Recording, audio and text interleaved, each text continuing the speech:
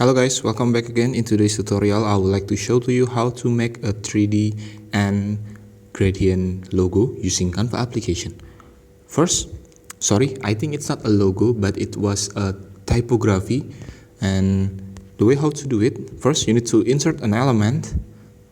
For example, I will use this shape and then adjust the shape to make a word that you want to edit, like this, and after that change the color of it onto gradient color.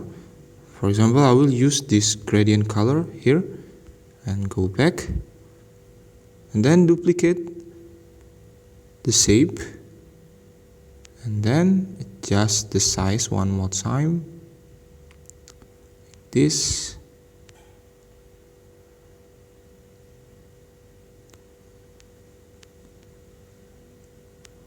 After you finish editing it,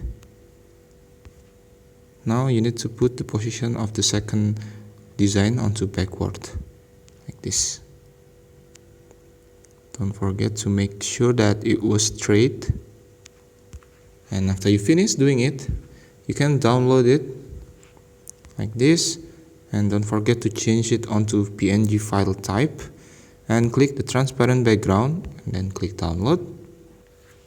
After finish downloading it, open a new page and then add the design that you already saved before. This design, add to the page,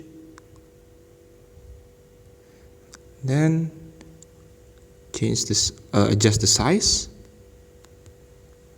like this. Now you need to add an effect, shadow effect, and then swipe left.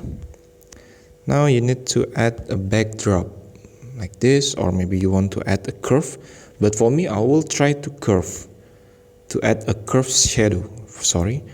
Then for the blur amount, decrease it, and for the distance you can decrease or make it have a more distance like this. Now I want to adjust the curve shadow like this. After that, for the intensity, you can adjust the intensity and make it much more able to see. After you finish doing it, change the color. For example, I will try to use a blue color, this one, but little bit dark.